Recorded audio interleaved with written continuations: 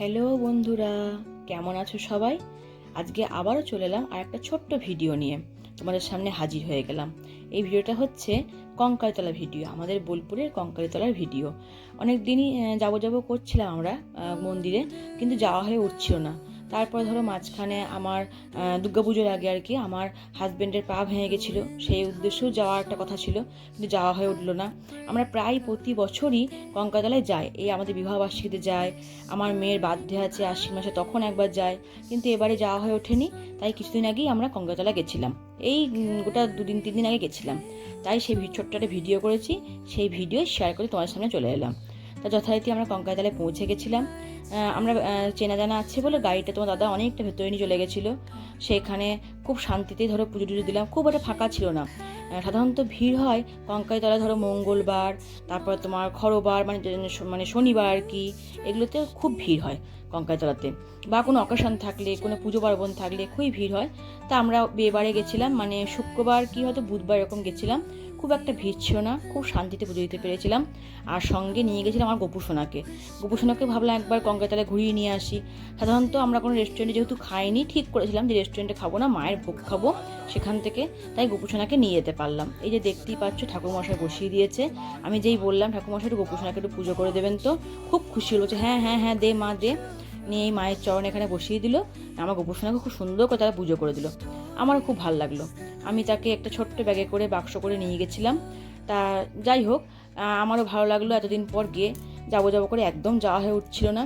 তাই যতটা পারছি তোমাদের কঙ্কালতলা ভিডিওটা তোমার সঙ্গে শেয়ার করতে লাগলাম বা দেখাতে শুরু করলাম। অনেকেই আর জানিয়ে এসছো কঙ্কালতলা কেউ না আসা হওনি, এমনকি বহুত সিনেমা শুটিং হয় এখানে, তোমাদের আমরা বোলপুরে কঙ্কালতলা বহুত দেখেছো। বহুত উন্নতিও হয়েছে আগের থেকে, অনেক অনেক উন্নতি হয়েছে। তা পুজোটা করে নেওয়ার পর আমরা কুণ্ডের জল মাথায় নিতে গেছিলাম। এটা কি মানে খুব মন শান্তি, মায়ের এখানেই ধরো অস্তিত্বটা আছে। আমার মেয়েকেও দিলাম, আমার হাজব্যান্ডকেও দিলাম, আমি নিজেও নিলাম। সেখান থেকে তারপরে ধীরে ধীরে এগিয়ে গেলাম। ওদিকে আমার হাজব্যান্ড বলল, মানে ও একটু ঘোরাঘুরি করছিল পুজোর পরে, তা সেখানেও বলছে চলো এখানে মায়ের পিঠে ভোগ দিয়েছে। তা আমি জানতাম না যে পিঠে ভোগ দেয়। তা দেখছি হ্যাঁ, একটা বেশ খুব বড় পরিবার মনে হয়, তারা এসেছিল এখানে মায়ের সকালবেলা পুজো দিয়েছেন, পিঠে ভোগ দিয়েছে। তা বলে চলো একটু করে পিঠে ভোগ মুখে দিয়ে আসি গা। ওই পান্ডারা সবাই দিচ্ছিল হাতে ধরে ধরে, তা সেটা আমিও নিলাম, আমার হাজব্যান্ডও নিল। নিয়ে ওখানেই বসে দেখছি চেয়ার টেবিলে আয়োজন করেছে, ওখানেই বসে আমরা খাচ্ছিলাম। খুব সুন্দর হয়েছিল, সত্যি পিঠেটা খুব সুন্দর হয়েছিল। তারপরেই ধরো সেখান থেকে আমরা একটু পিঠে ভোগ মুখে দিয়ে বেরিয়ে গেলাম। ও বাবা বলছে চলো আগে গিয়ে কুপনটা কেটে নিয়ে আমরা ভোগ মানে মায়ের ভোগ প্রসাদ গ্রহণ করবো, তো তাই।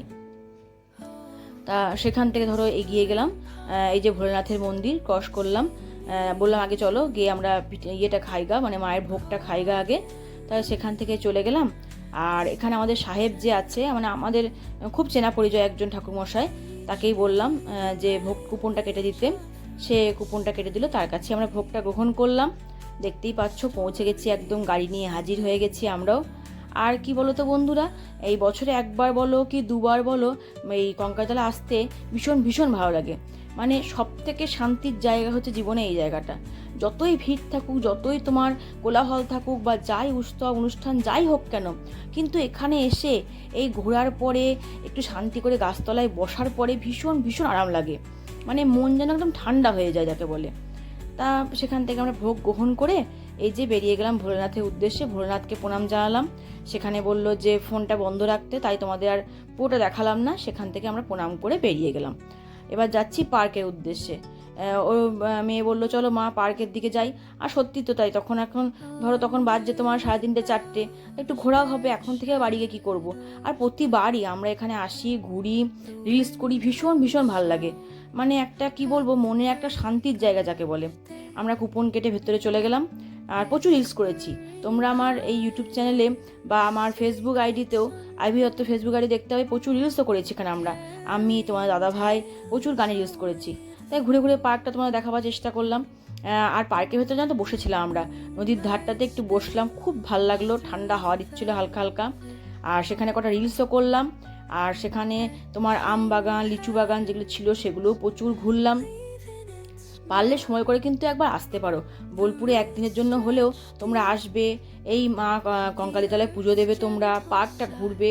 পার্কে আমার কিছু টিকিটও নয়, 10 টাকা করে টিকিট, দিব্যি ঘুরতে পারবে। সারাদিন ঘোরো কেন, আমরা তো প্রায় ছিলাম পার্কে ওখানে অনেকক্ষণ। তোমার প্রায় 1 ঘন্টার ওপর ছিলাম পার্কে। এত সুন্দর ঘোরা, রিলস করার জায়গা সবই আছে, সুন্দর, অতীব সুন্দর। তোমরা এখানে ঘুরবে ফিরবে, ভাল লাগবে দেখবে তোমাদেরও। আর আমার ভিডিওটার মধ্যে যতটা পাচ্ছি তোমাদের দেখাবার চেষ্টা করছি আমি। ভিডিওটার মধ্যে দেখতেই পাচ্ছ যে ঘুরে ঘুরে দিব্যি আমরা ভিডিও করছি প্লাস রিলসও করছি। আর সঙ্গে আমার ক্যামেরাম্যান মেয়ে তো আছেই, ও ভাল লাগে ভীষণ, মা চলো দোলনায় দোল খাওয়া সবই। আর মানে কি বলবো তোমাদের, মানে এই জায়গাটা সত্যি একটা মনের একটা অপূর্ব সুন্দর জায়গা। আর এই শীতকালে এসে আরও ভাল লাগে কী বলো তো বন্ধুরা, ঠান্ডা ঠান্ডা হালকা হালকা ওয়েদার, আর সেই সঙ্গে তোমার ফুরফুরে হাওয়া আর ফুলের অপরূপ শোভা। মানে হেন কোনো ফুল নাই যে ফোটেনি, বিভিন্ন রকমের গাঁদা ফুল, ডালিয়া, চন্দ্রমল্লিকা, সব সব সব। আর এই যে এখানটা চলে গেছিলাম তোমার নদীর জায়গাটা যেখানে ব্রিজটা আছে, সেইখানে ব্রিজের ওপর একটু হাঁটাহাঁটি করলাম, একটু রিলস করলাম গানের, সেই সঙ্গে ভিডিও করলাম। তারপর আবার সেখান থেকে বেরিয়ে গেলাম। আর নিচে দিয়ে নামিনি, নদীর জলের কাছে নামিনি, কারণ গাড়িটা আবার রেখে নামতে হবে তো তাই। আর সেখান থেকে এবার রওনা দিলাম আমরা বাড়ির উদ্দেশ্যে। বাড়িতে ফেরার পথে বাবা বলে চলো প্রান্তিক হয়ে যাই। প্রান্তিকে গিয়েই দেখি সেখানে গেট পড়ে গেছে, মালগাড়ি যাচ্ছে একটা লম্বা, আমরাও দাঁড়িয়ে থাকলাম সেখানে। এই যে মালগাড়িটা ক্রস করে যাচ্ছে, মালগাড়িটা ক্রস করলো তো ভাবলাম হয়তো যে তোমার আর কিছু হবে না, গেট উঠে যাবে। ও মা, তারপরে যে এটা ট্রেন ক্রস করলো। বলো তো বন্ধুরা, এটা কী ট্রেন ক্রস করছে আমাদেরকে? কমেন্টে জানাতেই ভুলো না কিন্তু, এটা কী ট্রেন ক্রস করছে আমাদেরকে। তোমরা আশা করি কালারটা দেখলে বুঝতে পারবে যে কী ট্রেন পেরিয়ে গেল এটা। আর স্পিড দেখো কেমন। তা যাই হোক, তখন দেখছি স্কুল ছুটি হয়েছিল, তখন সেন্ট টেরেজা, টেকনো সব স্কুল ছুটি হয়ে গেছিলো। তখন বাজছিল ঘড়িতে প্রায় 4:45। সেখান থেকে প্রান্তিক স্টেশন ক্রস করে গেল, গেট উঠে গেল, আমরা আবার এগিয়ে চলে এলাম। সবাই ভালো থেকো, সুস্থ থেকো, টাটা বন্ধুরা।